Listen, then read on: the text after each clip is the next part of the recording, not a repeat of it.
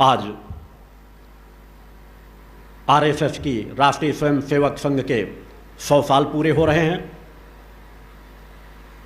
ऐसा एक संगठन जिसने इस राष्ट्र को बहुत कुछ दिया है, स्थापना से लेकर के आज तक, और आज भी दे रहे हैं। हमें सभी समाज सेवी संगठन जो समाज हित के लिए, समाज के सभी लोगों के विकास के लिए, सनातन धर्म के लिए, हिंदू धर्म के लिए कोई भी संगठन यदि अच्छा कार्य कर रहा है तो हमें उसकी सराहना करना चाहिए। आरएसएस का आज 100 साल पूरे हो रहे हैं। आज विजयदशमी पर्व पर मैं हृदय की गहराइयों से आरएसएस संस्था को अपना पूर्ण आशीर्वाद प्रदान करता हूं कि संस्था और समाज में अच्छा कार्य करती रहे।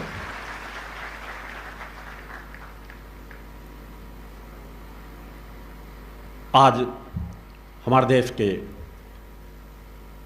जिसे हम राष्ट्रपिता कहते हैं, महात्मा गांधी जी की भी 156वीं जयंती है। हम सभी उन्हें भी नमन करते हैं। वो एक संत थे, राष्ट्रभक्ति उनके अंदर भी थी, मगर वो सिद्ध संत नहीं थे, एक संत थे, त्यागी पुरुष थे। और ऐसे संतों की आवश्यकता राजनीति में नहीं होनी चाहिए, क्योंकि ऐसे सीधे साधे संतों का दुरुपयोग ज़्यादा किया जाता है। और वही महात्मा गांधी के साथ होता रहा।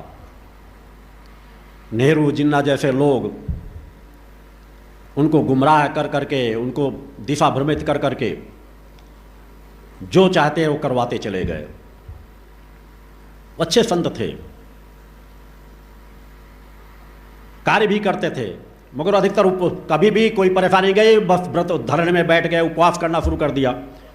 संत तो वे होने चाहिए थे जो विरोध में खड़े होते, आवाज उठाते, ये गलत है, इसको ऐसा होना चाहिए, मगर वे करने में सक्षम नहीं थे, क्योंकि चेतना शक्ति नहीं थी। चेतना शक्ति आती है जिसके अंदर कुछ आंतरिक चेतना कोशिकाएं प्रभावक होंगी, ऊर्ध्वगामी होंगी चेतनाएं, आत्म चेतना से कुछ परिपूर्ण होंगे, संस्कारों से परिपूर्ण होंगे। उन्होंने अच्छा कार्य किया, मगर बहुत कुछ कार्य हमारे देश का सत्यानाश भी महात्मा गांधी के द्वारा लिए गए निर्णयों के वजह से हुआ। जिस समय बंटवारा हुआ था, अगर बंटवारा सच्चा ईमानदारी के साथ होता तो आज ये हिंदू पाकिस्तान की लड़ाइयाँ भी ना हो रही होती, झगड़े भी ना हो रहे होते।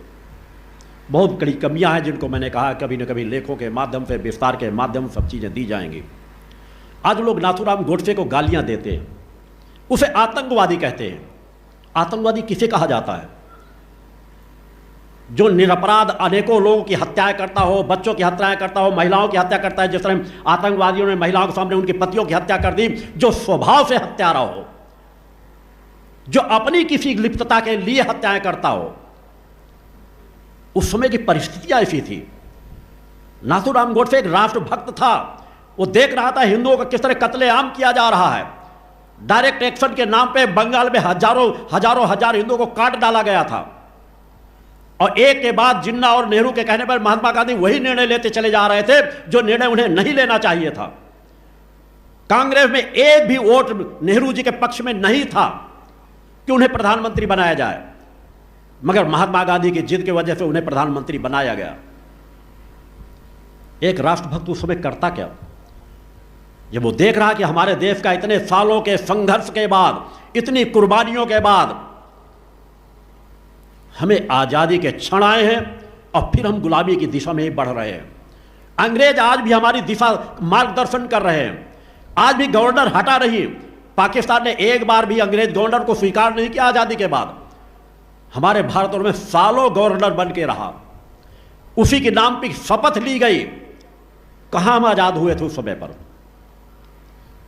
इसलिए मेरे द्वारा कहा जाता है, मैं किसी चीज़ को सत्य की कसौटी पर आंकलन करता हूँ, पूरी दुनिया कुछ भी कहे। नाथूराम गोडसे मेरे लिए राष्ट्रभक्त था, राष्ट्रभक्त है और राष्ट्रभक्त रहेगा। बोलो गुरुदेव भगवान की जय। नाथूराम गोडसे की जीवनी पढ़ें। उसने जब ऐसा विचार बनाया था, निश्चित किसी संत की हत्या नहीं करना चाहिए, मैं इसका समर्थन नहीं करता, मगर वो परिस्थितियां थी।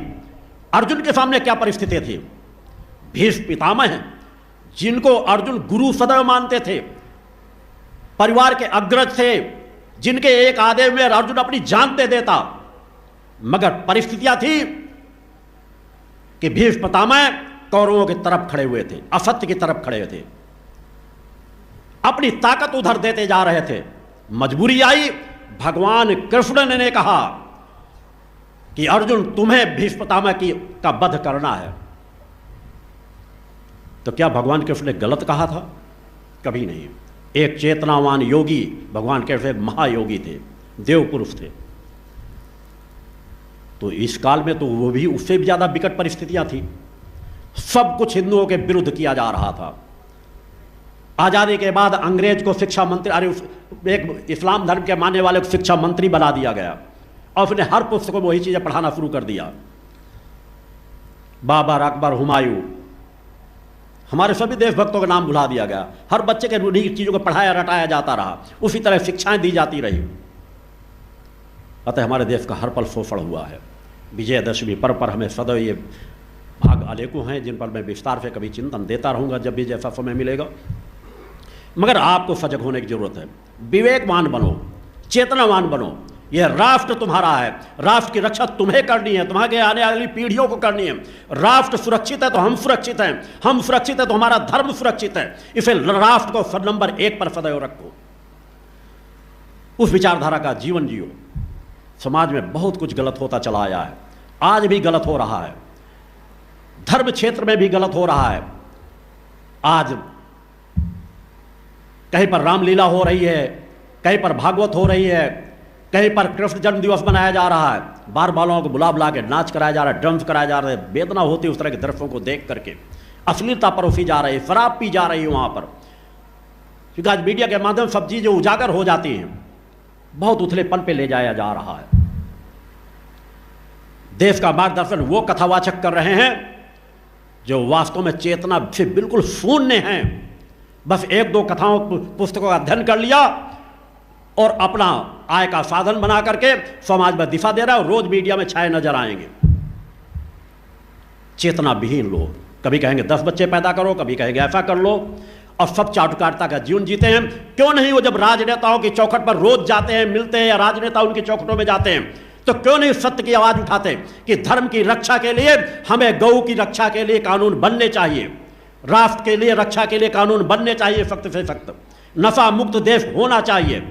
कोई आवाज नहीं उठाना चाहते, सिर्फ चाटुकारिता का जीवन जीते। आज तंत्र मंत्र के नाम पे सनातनियों को ठगा जा रहा है, लूटा जा रहा है। कोई ओम शिव फट करके लाखों लाख लोग रुपए घसीट रहा है, कोई मातंगी माता के नाम पे लाखों लाख रुपए घसीट रहा है, कोई बजरंगबली के नाम पे लाखों लाख घसीट रहा है, कोई साधु बाबा के नाम पे लाखों लाख घसीट रहा है, कोई किसी हाथीवान के नाम पे लाखों लाख घसीट रहा है, कोई बमूल की परिक्रमा करवा रहा है। और जो झाड़ फूक कराने वाले जाते हैं, लाखों लाख लोग फिर वेदना लेके आते हैं कि हमसे 2 लाख ठग लिया गया, हमसे 3 लाख ठग लिया, हमें 5 लाख ठग लिया गया। अतः भक्ति मानव कल्याण संगठन के लोगों को जहाँ जहाँ भी ऐसी गतिविधियाँ होती हैं उनके खिलाफ मुखर होकर के आवाज़ उठाने की जरूरत है। मैंने रास्ता आपको दिया है, कार्य आपको करना है। विवेकवान बन करके, लोग ठगे ना जाए। कोई प्रभावित है उसे कहो शुद्धता सात्विकता से परम सत्ता की आराधना करे, परम सत्ता के चरणों पर समय निकाल कुछ समय बैठें, ध्यान साधना करें, पीपल की परिक्रमा करें, पीपल के वृक्ष के नीचे कुछ समय बैठें, वक्त गुजारें। मैं एक नहीं ऐसे अनेकों चीज़ें समय के आधार पर बताऊंगा कि जहां पर रहने कुछ वातावरण गुजारने से प्रभावित चीज़ें अपने आप दूर हो जाती हैं। और वैसे तो आज की स्थिति में जितने प्रभावित लोग हैं उनमें 75% ऐसे लोग होंगे जो प्रेत यौन से प्रभावित ही नहीं होते, या तो मानसिक कमजोरी के से प्रभावित होते हैं या और कई कारण होते हैं। समय के आधार पर उन पर भी समय दिशा दूंगा, क्योंकि मैं इस स्थान को झाड़ फूक का केंद्र नहीं बनाना चाहता। सत्य के पथ पर चल करके हर व्यक्ति यहाँ का लाभ प्राप्त कर सकता है। इसलिए कहा जाता है किसी को व्यथा है, परेशानी है तो 40 हवन में शांत होकर के बैठे, असंतुलन होकर के नहीं। इसलिए घर के लोगों को कहा जाता है कि अपने साथ लिवा के लाओ, मूल ध्वज में बैठा लो, मूल ध्वज में 10-5 मिनट बैठा लो, एक परिक्रमा कराओ, मर्यादित तरीके बैठा लो। अमर्यादित तरीके से तो मैं अपने पास मिलने के भी किसी को समय नहीं देता। अनेकों लोग आते हैं, उस चीज़ को मैं प्रचार प्रसार नहीं करना चाहता। जब अगर समाज चाहेगा तो एक नहीं सैकड़ों लोग ऐसे खड़े कर दूंगा जो कहीं नहीं ठीक हो पाए वो आकर के यहां पर ठीक होते हैं, मगर मैं उस तरह का प्रचार नहीं करना चाहता। आपको सजग होकर के समाज के बीच जो लुटेरे मानसिकता के लोग हमारे सनातन को ठग रहे हैं, समाज को सही दिशा नहीं दे रहे, उस दिशा में कार्य करने की जरूरत है। संगठन के लोगों को कार्य करने की जरूरत है मिलावटखोरी के विरुद्ध। आज बच्चे अंधे हो रहे हैं, किसी की किडनी फेल हो रही है, किसी का लीवर फेल हो रहा है, कोई बच्चे कैंसर के शिकार हो रहे हैं, कोई शुगर के शिकार हो रहे हैं, किसी की आंतें कमजोर हो रही हैं। जगह जगह मिलावट भरी पड़ी है। जिस तरह आप नशा मुक्त के लिए अभियान चलाते हो, उसी तरह खाद्य पदार्थों में मिलावट के खिलाफ भी अभियान चलाओ। तलाशो जगह जगह, जहां के ज्यादा प्रोडक्ट बिकते हो उन चीजों को तलाशो। जहां बगैर पढ़ने के ऐसे चीजें बेची जा रही, जगह जगह घी बिक रहा है। 90% समाज में जितना घी बेचा जा रहा है वह मिलावट का घी है। उनकी बीच बीच में जांच कराओ। जहां कहोगे पैसा जांच का मैं दे दूंगा। समाज को बचाना हमारा कर्तव्य है। रिफाइन के नाम पे पूरा मिलावट का तेल बिक रहा है, केमिकल का बना बना के तेल बेचा जा रहा है। और कई बार ऐसी नेटवर्किंग कंपनियां हैं, उन तेलों को नया नया नाम दे दे करके मात्र 25-25, 30-30 रुपए खर्च के पे वो तेल तैयार होता है और उस तेल को महंगे दामों में बेचा जा रहा है। कैसे नहीं आपकी किडनी फेल होगी, कैसे नहीं आंखों की रोशनी आपकी जाएगी। तो मिलावटखोरी के विरुद्ध भी आपको अभियान छेड़ना है। हमारा धर्म है, हमारा कर्तव्य है कि अगर हम कुछ बच्चों को भी बचाने में सफल हो गए तो हमारा जीवन सार्थक होगा। उस दिशा में कार्य करने की जरूरत है। और हमेशा ध्यान रखो, मैं बन करके कार्य मत करो, हम बन करके कार्य करो। जब हम बन के कार्य करते हैं तो हमारी ताकत कई गुना ज्यादा हो जाती है। अकेले अकेले कार्य करोगे कभी सफलता की सीढ़ियां नहीं चढ़ पाओगे। सफलता प्राप्त करनी है तो हम बन करके कार्य करो। आपका गुरु भी वही कार्य कर रहा है, आपको अपना चेतनांश बनाया, आपका अपना शिष्य बनाया है। जो कार्य जन जागरण का मैं कर रहा हूं वही कार्य जन जागरण का करने का अधिकार मैंने आपको दिया है। हम सब मिलकर के समाज को बदल करके एक न एक दिन रख देंगे, ये सुनिश्चित है। बस आवश्यकता है कि हम बन करके कार्य करें।